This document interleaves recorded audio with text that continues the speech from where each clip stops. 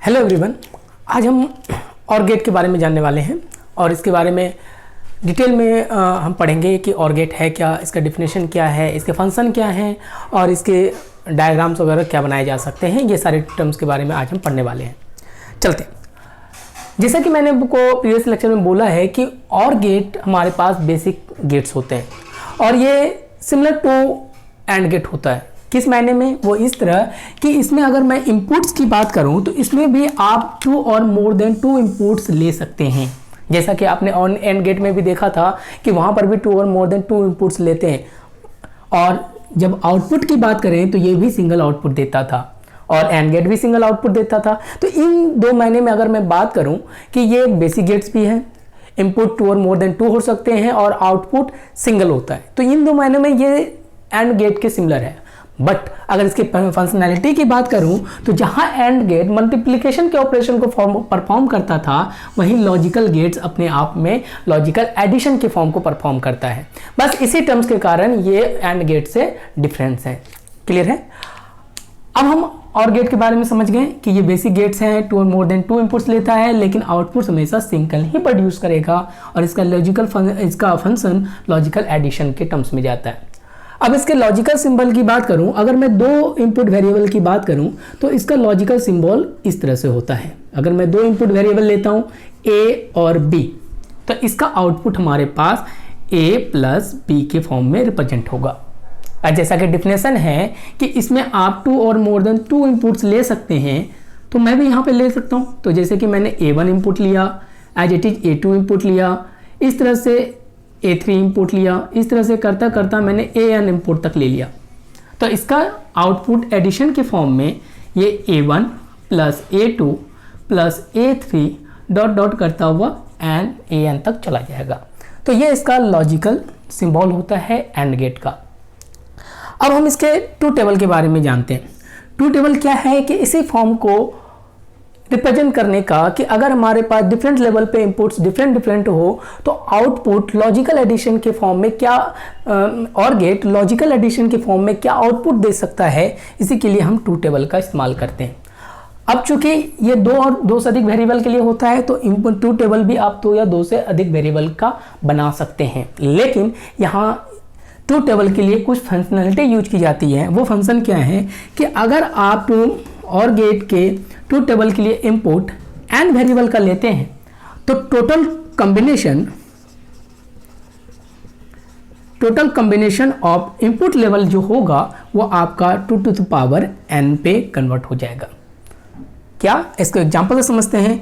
अगर कि आप इनपुट वेरिएबल 2 लेते हैं, यानी n की वैल्यू आप 2 लेते हैं, तो total combination of input variable की अगर मैं बात करूं, ये बन के तैयार हो जाएगा आपके पास 2 टू द पावर n यानी 2 यानी 4। क्लियर है? और कॉम्बिनेशन क्या क्या बनेगा? 0 0 0 1 1 0 और 1 1। क्लियर है? और इसी टर्म्स का हमने यहाँ पे इस्तेमाल किया है। ये ट्रूथ टेबल मैंने 2 इनपुट वेरिएबल का लिया है। क्लियर है? जहां पर 1 आपके पास हाई को रिप्रेजेंट करता है और 0 आपके पास लो को रिप्रेजेंट करता है। अब हम सिंपली लॉजिकल एडिशन के फंक्शन को ऑपरेट करते हुए इस ट्रूथ टेबल के डायग्राम को परफॉर्म कर सकते हैं। तो अगर मैं 0 और 0 इनपुट लेता हूं तो 0 प्लस 0 हमारा 0 होता है, जो हमारे एडिशन में मैथमेटिकल एडिशन में होता है। सिंपली उसी ऑपरेशन का यहाँ पे यूज किया जा सकता है।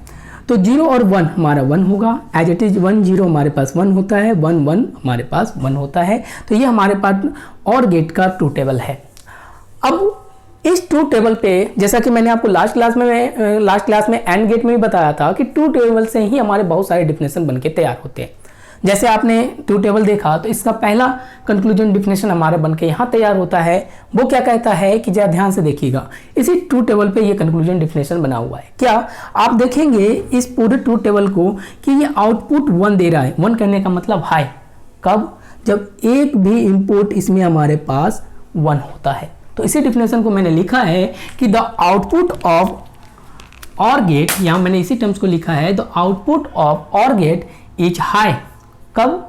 Only when any of the inputs are high, यानी दोनों में से अगर कोई भी इनपुट्स हमारे पास हाई होता है तो और गेट हमारा इनपुट हमेशा हाई देता है। और इसी लैंग्वेज को आप दूसरे भी टर्म्स में बोल सकते हैं। वो कैसे कि if any of the input signal is 1, any of the input signal is 1 then the output is 1। Clear है? तो ये डिफिनेशन काफ़ी इंपॉर्टेंट है कि इस डिफिनेशन पे आपको क्वेश्चन बनाए जाते हैं, थ्योरेटिकल क्वेश्चन, कि आपको लिख दिया जाएगा कि if any of the input is high then output is high. तो बताइए कि ये डिफिनेशन पे कौन सा गेट इस डिफिनेशन के ऊपर वैलिड होगा। तो ये डिफिनेशन को माइंड में रखिएगा और इससे हमारे क्वेश्चन थ्योरेटिकल बनाए जाते हैं। अब आइए, अब हमने कंक्लूजन डिफिनेशन समझ लिया, अब इसके स्विच सर्किट डायग्राम को समझते हैं। अब स्विच सर्किट डायग्राम है क्या कि switch circuit diagram truth table के ही एक लॉजिकल रिप्रेजेंटेशन है, जिसमें से आप यहाँ पे 1 को ऑन से रिप्रेजेंट करते हैं और 0 को ऑफ से रिप्रेजेंट करते हैं। क्यों? क्योंकि आपको पता है कि OR गेट एक बेसिक गेट्स है जिसमें लॉजिकल ऑपरेशन तो होना है, बस इसी टर्म्स का इस्तेमाल किया गया। अब चूंकि हमने 2 इनपुट वेरिएबल का ट्रूथ टेबल बनाया है, तो हम स्विच सर्किट डायग्राम भी 2 इनपुट वेरिएबल का बनाएंगे, जिसमें से ए इस स्विच के को हम बोल सकते हैं, बी इसे बोल सकते हैं। क्लियर है? अब ये तब जब ये दोनों स्विच एक दूसरे को टच करती हैं तो इसकी वैल्यू 1 से रिप्रेजेंट की जाती है, जब ये अलग होती हैं तो इसकी वैल्यू 0 से रिप्रेजेंट की जाती है।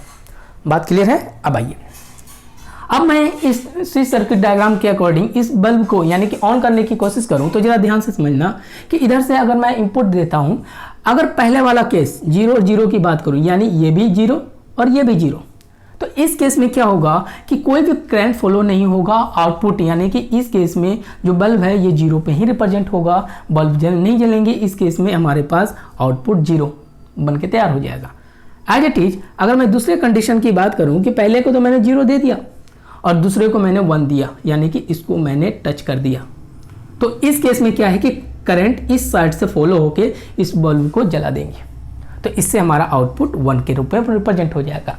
एज इट इज मैं अगर उल्टा कर दूं कि इसको मैंने 1 दिया, यानी इस सर्किट को मैंने टच किया और इसको मैंने हटा दिया, थर्ड नंबर कंडीशन को, इस केस में भी बल्ब जलेंगे। क्यों? क्योंकि करंट इस साइड से फॉलो होकर यहाँ तक पहुँच जाएगा।